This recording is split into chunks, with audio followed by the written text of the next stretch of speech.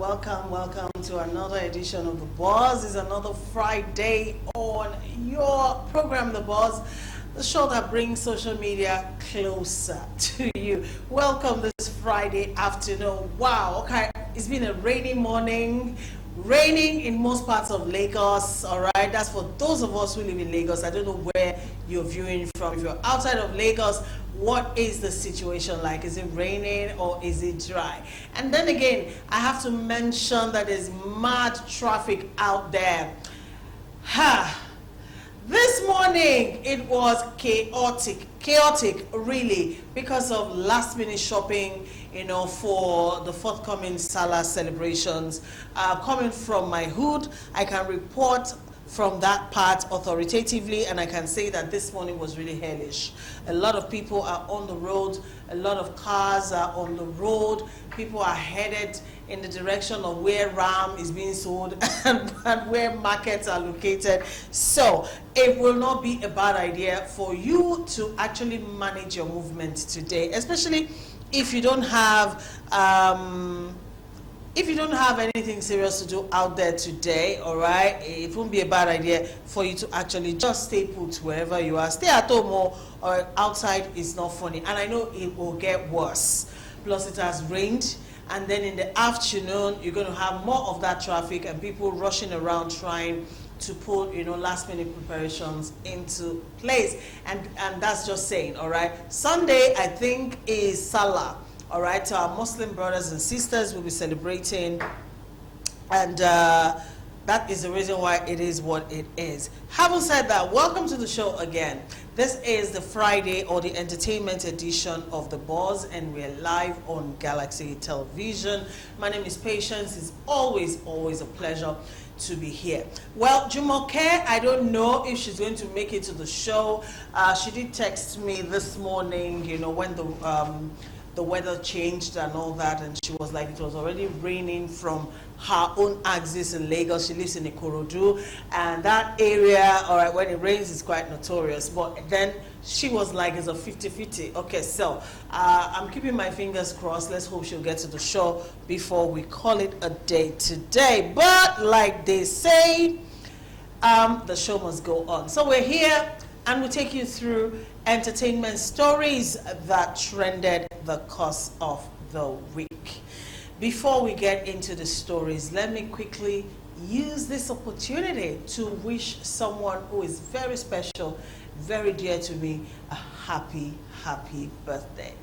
Today, the 14th of June, is the birthday of my kid sister, Eunice Bello Jimmy. All right, she's not in Nigeria, she's based in Canada, but already I've sent her loads of messages, you know, privately today. But this is me saying, and she was like, sis, I'm going to be watching. I don't know how you're going to be watching, but for what is worth, this is me wishing you a fantastic year ahead. I mean, you are such a darling, and for lack of a better word to use, you know, like, I cannot even begin to put into words, you know, what you mean to me as a sister. I'm 8 years older than her, all right, but, you know, she's blessed with this gift of when she speaks, everybody will pay attention. You know, I thought I had that gift, like I was authoritative and all that, but I mean, she dusted me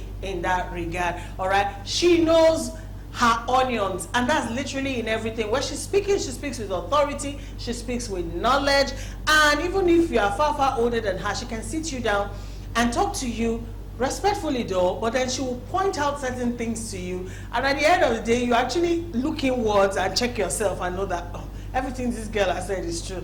All right, I'm very happy to have you as a sister, Eunice. You've been a blessing, not just to me, but to the entire family. I mean, you are there, even though you're far away from everybody, but you always still find ways to connect and to know what's going on in everyone's life. She is just a pure soul, a good soul, all right?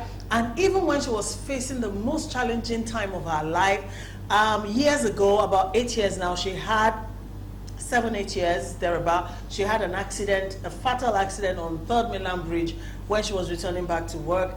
And since that time, you know, her leg, I don't even want to go into that, all right? At that point in my family, we were already getting ready, you know, to hear the worst. We thought we had lost her, okay, because she was on that bridge in the middle of the night all by herself. Cars were passing, nobody stopped to help her, all right? And she was there for like 2 hours before someone just saw the car, you know, a downfall had hit her car to the side of the bridge, you know, and then she had broken her leg from the tie and she was jammed in under the dashboard. She couldn't come out.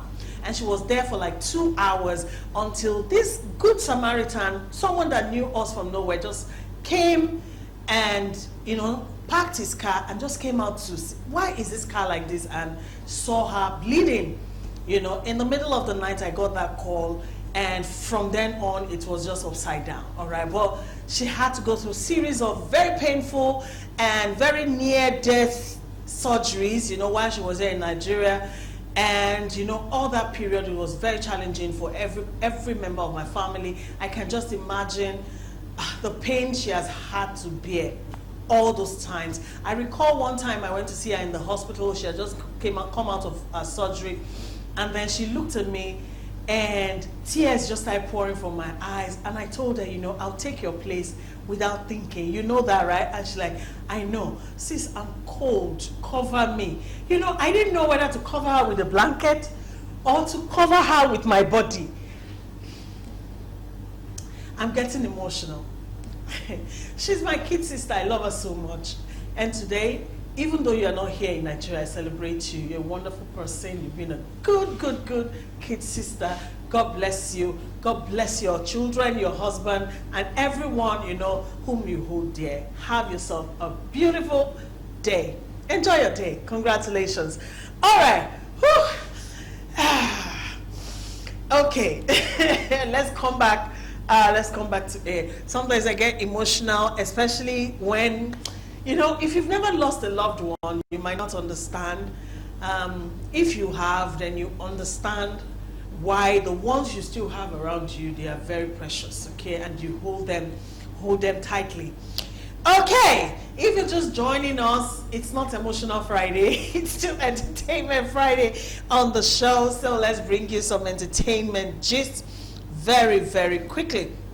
We're starting with Alibaba. Alibaba is in the news this afternoon, and that's because Alibaba is demanding from the government more support for the creative industry. Ace Nigerian comedian Atuyota Alleluia Akpobome, aka Alibaba, has urged the federal government of Nigeria to show more support to the creative industry. Alibaba appeared on a TV program recently where he shared his views, and then he said that the government has over time failed to realize that the creative industry needs more development. He challenged the government to provide support for the creative industry because it is the second largest employer of labor, and that is after agriculture.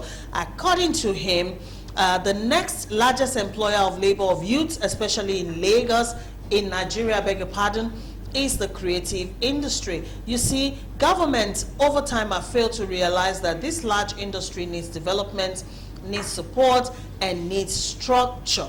He went on to highlight the 2022 Nigerian Economic Summit Group in his explanation of how the country's creative sector has been marginalized, and also the huge disregard in discussions about the Nigerian economy. He went on to say that 2 years ago, a forecast of the Nigerian economy in the next 5 years was looked into by the Nigerian Economic Summit Group, and the entertainment and creative industry were not even considered. All right, so I have seen excerpts of this interview where Alibaba made this comment and all of that, and of course we all know that he's a very intelligent dude. I give it to him. I follow him on social media. That's because every single post has a way of being relatable, and then you know that he's always spewing facts. Now back to this support for the creative industry. Some administration, have somehow over time shown some semblance of support for the creative industry. When I say semblance, it's like they just throw in one or two things. Let it not be like we don't acknowledge the creative industry.